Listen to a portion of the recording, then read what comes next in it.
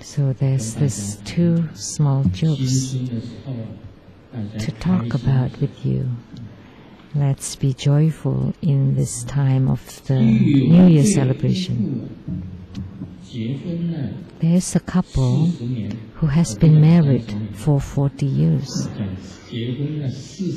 Not 30, but 40 years.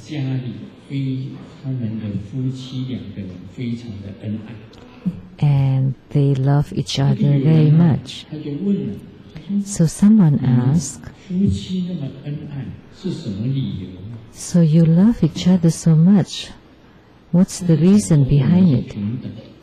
And they said, because there's equality between us. The husband said, equality between husband and wife. And how? And then the husband replied, I take care of the major things, and my wife takes care of the minor things. That makes sense. That's equality. So the secret to living harmoniously in 40 years is major things taken care of by the husband and minor things by the wife. And how can you maintain it for 40 years? And then the husband said, in these 40 years, there is not a single major thing ever happened. Never a major thing, always minor things. So that's the secret to a harmonious marriage. And there's another couple who also love each other very much. That's incredible because it's very rare to find, and they have been married for 40 years too. So a friend asked the husband, so how do you do it? How can you live and love each other like this? That's incredible. And he said, because we have a contract prior to marriage also about equality. So how? What kind of equality? And then the husband said, when we agree with each other, then the wife would listen to my opinion. But when we disagree, then I listen to the wife's opinion.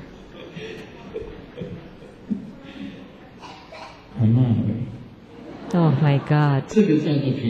Is that equality?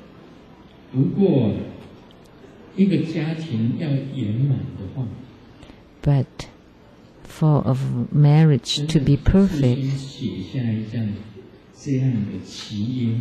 it is a good idea to sign such a contract. Then you would not have any arguments. Don't you think so?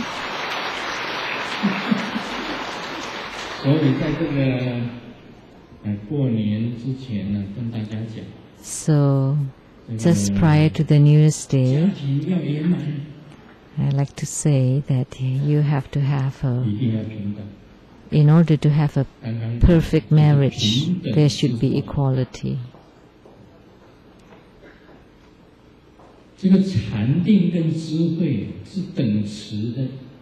So, there is equality between wisdom and meditation or stability.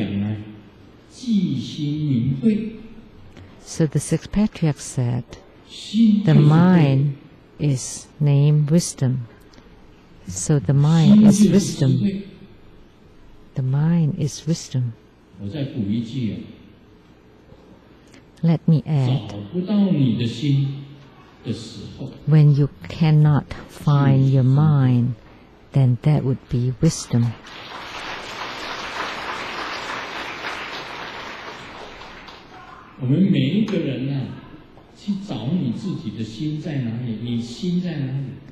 So every one of us should try to find our mind. Maybe you would think, oh, this thing on my chest, in my chest,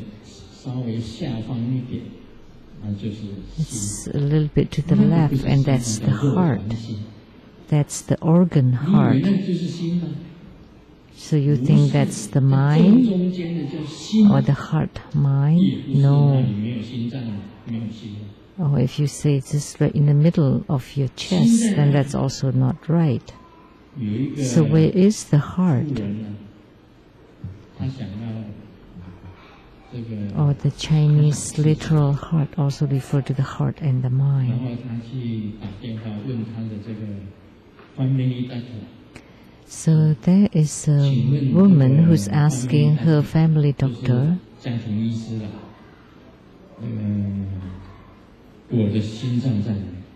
where is my heart? The organ heart. And the family doctors replied, it's a little bit to the left and a little bit lower in your chest. And then the woman pointed the gun toward her heart and shot herself, and she did not die. She hit the knee instead. Why? Because she's very old. Because her bust have reached the knees. This is not a joke. This is a true story. A true story.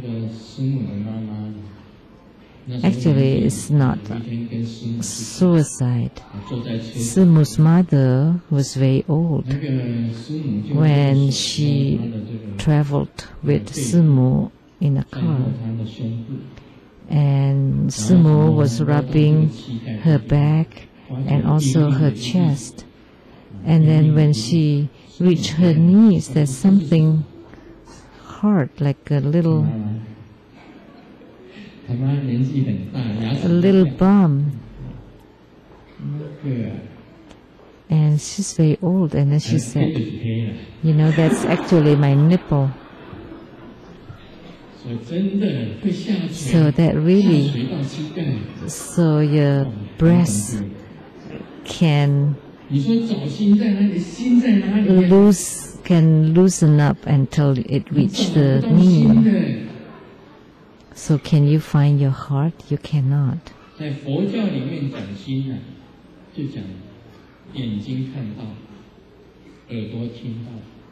So in Buddhism, the heart refers to something that you can see, something that you can hear. So to the 6 roots, or your thoughts, that's your heart or your mind, or things that you can see, things that you can hear, and then when it reaches consciousness, things that you can smell, things that you can taste. When it reaches consciousness, things that you can touch by your body. And when it reaches consciousness, that's called the mind or heart. That's the superficial heart-mind. So this kind of heart-mind is illusory. It can appear and disappear.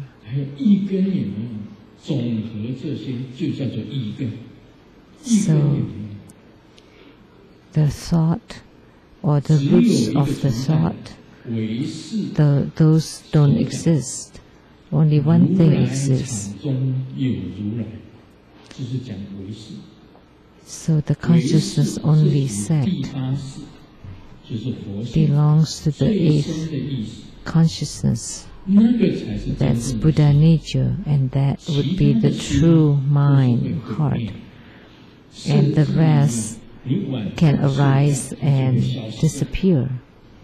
So even in your sleep, it will disappear. So when you sleep and you close your eyes, you don't have any more senses. No visual, auditory, olfactory, taste, or by touch. None of the senses, or even your consciousness, do not exist anymore in your sleep. They all can disappear. So all this together are all false.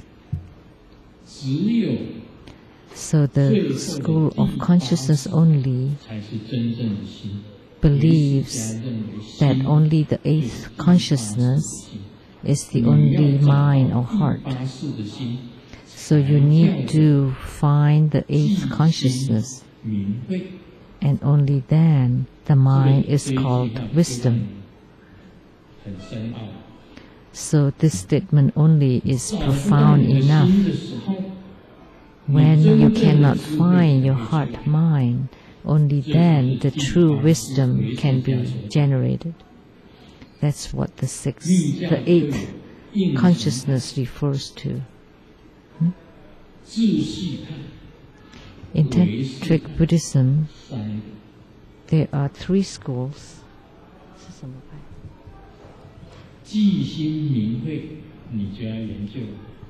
So we need to contemplate on this statement that the mind is named wisdom. So search for your own mind, search for your own wisdom, search for the origin, and only then it is called the mind. So in Buddhism, we should search for our own mind, and this is called the true understanding of the mind. It's the same in Zen Buddhism too.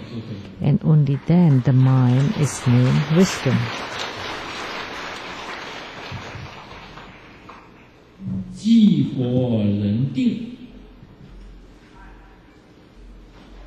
The Buddha is named meditation stability.